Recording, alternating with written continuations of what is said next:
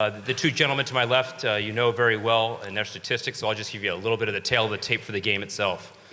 Clemson brings a 28-game winning streak into Saturday night, the longest in the nation, followed by number 2, Ohio State has a 19-game win streak. We have the number 1 scoring offense in Ohio State and the number 4 scoring offense in Clemson.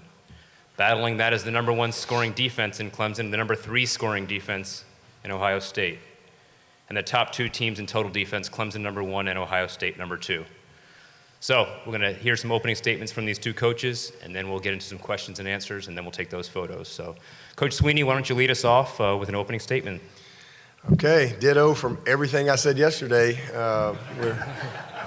We're back. Well, just we've had a great week. First of all, it's been a good week for us. Our guys have been great at practice. The hotel's been awesome. The hospitality's been great. Everybody here that's associated with the Fiesta Bowl has been tremendous and just above and beyond in making sure that we have everything we need to be able to function just as we would back at home. So it's been a great week. I think our guys have been able to have a good balance of really having some fun and enjoying the experience, but at the same time being locked in on what we got to do to have a chance in this game. So we're excited about it. There's really not much else to say that hasn't been said. I mean, this is 2 great teams, and just tremendous amount of respect for Ohio State. As I said earlier, kind of mirror images of each other in so many ways, and you can tell that both teams like each other, play for each other, believe in themselves and their teammates, and I think that really resonates on film. So should be a heck of a game, and we're all looking forward to great competition. Coach Day brings the Ohio State Buckeyes here for the 9th time. That's the most appearances by any school in Fiesta Bowl history. Coach Day. Yeah, I just echo what Coach Swinney said. This has been a really great week for our guys. We've had a great week of practice, and everybody in the Fiesta Bowl has been wonderful, and just in terms of their hospitality.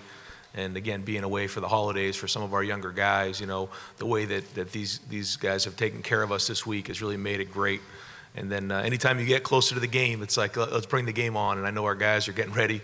They're getting tired of practicing, even though this has been a unique preparation in that it was almost like a bye week more than it was preparation for a bowl game because of the quick turnaround. And, it's an honor to play a team like Clemson that has really set the standard here the last couple years, defending national champs, 28-game winning streak.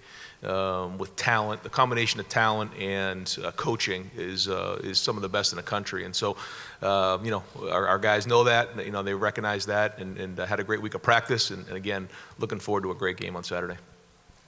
Great, thank you. We'll now open up for questions. We have mic runners on either side. When we come to you, if you could please identify yourself and identify who the question is directed toward. Start with Bill right there. For Dabo, you've been in 5 straight times in the playoff. Does this game, because 2 first-place teams dominated, both teams have been, does this almost feel like a national championship caliber game? Well, it is a national championship game because if you don't win it, you ain't going to the national championship. So that's just the way every game is, really, to be honest with you. And we really take that approach every week. We feel like we've been in playoff football all year. It's been a best of 1 every single week for us, every week, all year. So this is just this one is truly, if you win this one, you get to go to the national championship. So it's what it is. And at this stage, you can put the names in a hat and throw them around. I mean, these are all great teams, and anybody can beat anybody. I mean, the margin for error is very small. So just so happens that you've got 2 undefeated conference champions battling it out, and that have had special years. And again, built very similar. Both teams want to run the ball. Both teams have great dynamic playmaking quarterbacks and running backs and receivers, and built in the trenches. So complete teams in that they're really good on offense and defense. So there's just this is a pretty special matchup, and these type of games usually come down to a few plays. Go front row. Austin Ward, Letterman wrote, Ryan, I think the availability report is going to be pretty clean for you a little bit later today. Beyond just the on-field impact, if you've got the full complement available, is there a mental boost for a coach or the players knowing that you have everybody out there? Yeah, sure. I mean, I think at this time of the year, coming off of those 3 games at the end of the year, it was great to have a little bit of a break to catch our breath. But it is great to have everybody healthy, and that means a lot late in the season. It's been a unique year that way, where we were able to get the guys some rest early in the season, but then we had that tough run down the stretch, and that's really where it became March Madness, kind of like Coach is talking about for us. Once that Penn State game hit, it was March Madness. You lose one of those games, you're going home, and here we are now. But it was great to get rest and have those guys ready to go. We'll go left side. Coach Day, Trevor Groves, CUTigers.com. You had a couple of Heisman finalists, and Coach Swinney and Coach Saban have both told me in the past that they'd be all for moving the voting for the Heisman until after all the games have been played. Just wondering if that's something that you would advocate, and if so, why? Well, I just think that the whole script hasn't been written yet. And so in games, especially like this, it's about players. It's not about plays. And these guys have an opportunity to put their best foot forward in the biggest stage there is. I think you're making a decision without a full complement of what they've done in their body of work. So I would agree with that. I think it'd be great to see, what happens throughout this playoff and then make the decision from there. We'll go Pete. Dabo, Pete Thamel from Yahoo. 2 questions about Coach Venables. One, can you give us a sense of just how much he needed to change the defense this year with the personnel you lost and kind of change the identity, installing some of the 3-down stuff in the spring? And then the second part would be, can you give us a window into him as a defensive play caller and what it's like on the headset and why he's become such a master at that? Yeah, well, I wouldn't say we changed our identity. I think we're still true to who we are and have always been at our core, but I think every year as a coach, you have to evaluate and put what your strengths are, and then put your team in the best possible position to be successful. And I think, especially early for us, we got a lot of guys that grow up front. I mean, just very, very little experience in our defensive line coming back, but yet, as I said in August, I felt like this could be the best back 7 that we've had. And so that was our strength. And so we just kind of tinkered with it a little bit and did some studying. And really, the guys bought into it. And then with a guy like Isaiah Simmons and being able to do multiple things with him, because obviously, he can cover, he can stop the run, he can rush the passer. I mean, he's just a very dynamic guy. It kind of gave us a little bit of flexibility, and so it just gave us a little bit of time to develop those guys. But we're still true to our identity, but it's helped us to be a little more multiple and create some challenges from week to week. I think we've been probably a little more difficult to prepare for this year with a little bit of unknown. Whereas last year we were a pretty base team, although we changed our fronts up a lot, but we were a pretty base personnel team with the type of guys that we had up front. I mean, that's just the way we were built. So I think that's kind of been what's behind it. I think you'll see us a little different next year because we're going to be built a little differently next year. And then same thing as far as just play calling. I mean, he prepares very well. He's very detailed. And Brent, if he was sitting here, first thing he'd say, he's got an incredible staff. We got a great staff. And these guys all work really, really hard together. There's great synergy in the room. And, you play the game through the week. I think he does probably as good a job as anybody I've ever been around at doing that. He really, truly plays the game, throughout the week. And then when we get into the game, he just, he doesn't spend a lot of time on his call sheet. He's just got a great feel, and he's got great instincts for the game. And at the end of the day, he trusts our players. And we put the work in during the week. And as Ryan just said, it's not about calls or plays. It's about players. And so he does a good job of putting them in position to have a chance to be successful. And then it's up to them to execute at a high level. But got a great staff that do an awesome job of teaching every single day. I'm going to go our far right here, coaches. David Hood, TigerNet.com. Coach Swinney, you said a decade ago that Clemson was about to embark on the greatest decade in history at Clemson. So as this decade comes to a close and you get ready to embark on another one, do you have a prediction for the next decade, or what would you say we need to be looking for?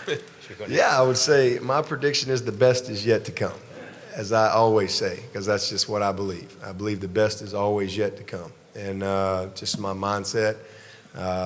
It is kind of crazy, though, to think that, today's our last Friday practice of this decade. We've had a lot of Friday practices since 2010, and a lot of guys have come and gone. And man, I'm just glad I'm still here. There's been probably a lot of money bet on me not being here back in 2010, but we're here, and just grateful and blessed to see this decade come to an end, and next time we get out on the field, regardless of what happens in this game, it'll be a new decade in 2020, and look forward to the next 10 years. So ask me that question in 10 years. It'll be fun to review.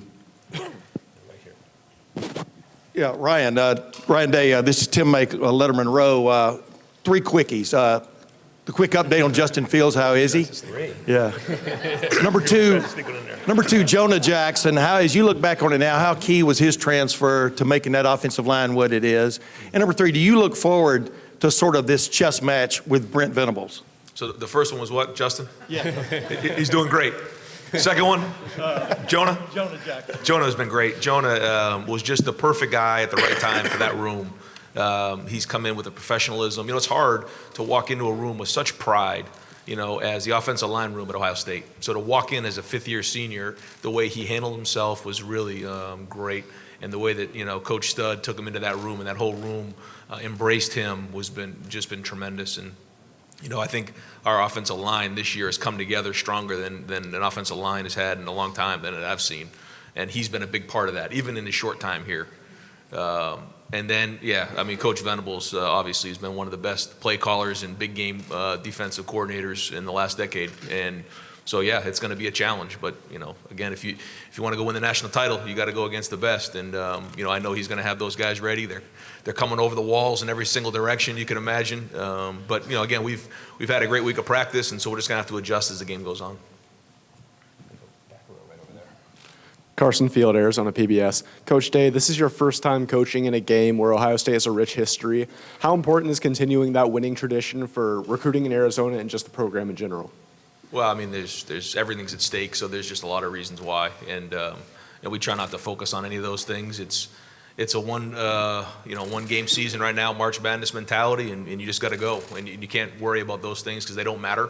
What matters is today and preparing the best we can to get ready to play tomorrow, and that's all you can focus on is being in the moment right now, and then you go from there.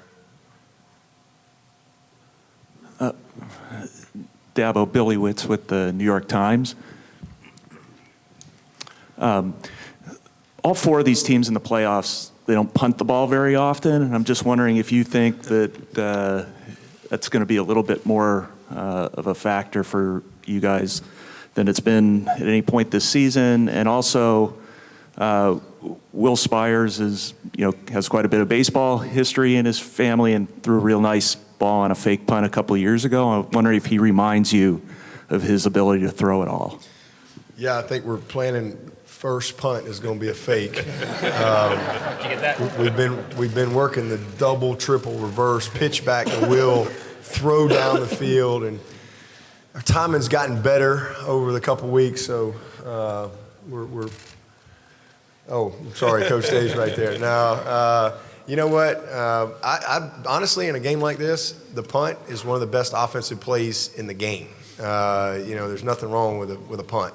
The field position is critical in games like this. It's just it's the hidden yardage. It's a game within a game, and our Will's done a great job for us this year, and I think sometimes people they want us to have to flip the field. We don't get an opportunity to flip the field a lot, because most of the time we've moved the ball and got a first down or two, and most of our punts are going in, and he does an amazing job of pinning people deep.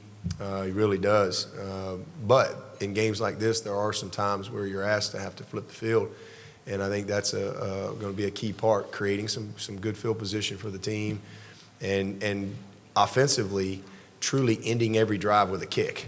So take care of the ball, and let's not try to force things, and there's nothing wrong with, hey, if it's not there, listen, let's be smart, let's punt the ball, and let's play good defense and try to win that battle, that field position battle. So it's definitely in games like this critical when you have teams that aren't used to being stopped. And I think I don't think both teams will go out there and score 60 points. It's probably going to be a big-time defensive battle. But certainly the punting game will be critical. Second row on the left here. Jeff Snook. Dabo, you've always been great at college football history and the big perspective. Can you just summarize how this year might have been made for the playoff? The 4 teams are 51-1, 3 13-0 conference championship. And the old days, they go to the rose, sugar, and orange, but this is what the playoff was made for. Can you just put that into words? Yeah, and everybody go do all that, and then everybody ooh and ah, and they vote a champion. You don't vote for it anymore. You got to earn this one, and so I think it's pretty cool. And if you think about it, you go back to there's been a lot of arguments over the years where, as an Alabama guy growing up in Alabama, I think it was the one year, I think it might have been '66. I can't remember. Alabama people still mad about that, and Notre Dame's probably mad about a couple, and some other teams probably mad about some where they didn't get voted in. And even I think back then, they even voted some national champions before bowl games, which is crazy. But anyway, it'd be pretty cool to be able to go back in time and take some of those teams, and get the top 4 and kind of do the playoff. So that's what we have. We have a really cool setup in college football in that, me personally, I'm not for expansion of the playoffs. And a lot of people will say, well, heck, that's because y'all are in it every year. And I'm like, well, if we can get in it in 4, surely we can get in it with 8. It's not about that. It's not whether we get in it or not. I just like the tradition of bowl games. I love seeing some of these teams get to celebrate the finish of their season. Winning a bowl and getting the experience. There's 130 teams. I mean, if there were 32 teams, it'd be different. But you got 130 teams, and not everybody's going to win the national championship. But I think the committee has gotten it right since they've started this. I think they've gotten 4 great teams, and I think the best team has won every single year, and it's been played out on the field. And I think it's been awesome. So this particular year, 4 great teams that earn the opportunity to be here, and it's fun because again, you don't vote on it. You vote on a lot of things. There's a lot of things that get voted on out there, but you got to earn this. You got to earn it on the field, and it all comes down to those 4 quarters. For both of you, Steve Hellwagon with 24/7 Sports. You guys played your championship games on December the 7th, and I assume if they told you were going to play this game on December the 8th, you would have been there because it means so much. But just how difficult has this 3-week turnaround been in your heart and in your mind? Don't you think that the semifinals of the college football playoff should always be played on January the 1st, regardless, 1 o'clock, 4 o'clock, 8 o'clock, whatever it is? Isn't that when this should be played? What's your thought about that? And would that make life simpler for you guys trying to execute this turnaround?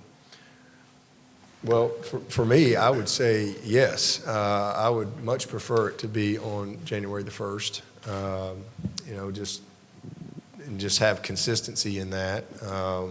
And I've done that. I think we played on the first one, or maybe it was the 31st. I can't remember which one it was. But I personally like being able to be home for Christmas and head out on the 26th and have your bowl prep. That's, to me, preferable. But we're just, hey, as you said, whatever they say, we'll do whatever we need to do. But I would love that. I know that the schedule and the NFL or whatever, I don't know what all dictates all that stuff, but this year's been a little different because of the way it was laid out, and the national championship, there's a bye week this year. That's another difference that the teams are going to have to manage in preparation for that, because it's a little unique. But the turnaround was the same for everybody. I think had there been a team that didn't play in a championship game, that would have been a little different. But all of us played in these games, and so we had the same amount of time. And I think the bigger challenge was for the players because they didn't get as much time off. And and then just usually in recruiting, we've had a couple of weeks to go recruit, and we really only had a week. So, you know, it was compressed for sure. But we, as he said, we kind of almost like just a little longer open date as opposed to bowl prep. But if I had my vote, I would say play them on the first and adjust everything else from there. Yeah, I mean, I would agree. Same thing. I'd like it to be on January 1st and keep it consistent. This has been a unique preparation, but it's been the same for both teams. And I do think, you know, coming off of a long season and coming off of the championship game, it was a challenge to get our guys, you know, rest enough and then prepared to play in this bowl game. But it was the same for both teams, and you know, it is what it is. And again, that's kind of over my pay grade in terms of you know, making decisions on this. But I would say that playing the game on January 1st would be nice, just to keep a tradition going. We'll go far left with Doug. Doug Lamer-Reeser from Cleveland.com. For Ryan, we know how good the Ohio State football program has been for the last several years. Playing now the defending national champion, Ohio State has not won a playoff game since 2014. I know it's not what you're concerned about, but how do you think the college football world looks at Ohio State right now? And with an opportunity like this, you guys have reached this point to play a team like Clemson. What do you think it would do for Ohio State football to win a game like this? Well, I know that we're always in the conversation year in and year out, and have been since it started. And you know what everyone's opinion is right now doesn't matter. What matters is Saturday night. You know, when the game's over. You know, when there's a lot of things that lead up to a game like this. There's a lot of hype that comes into it, but what matters is how we play. And you know, we've had one heck of a year. This team has done a great job, and you know, some of the things that have happened in the past really have nothing to do with this team, with this coaching staff. So we just focus on doing everything we can to play a great game, and we go from there. But we're going against great teams, and it's an honor to be part of the Final Four. And again, the focus is just playing well on Saturday night.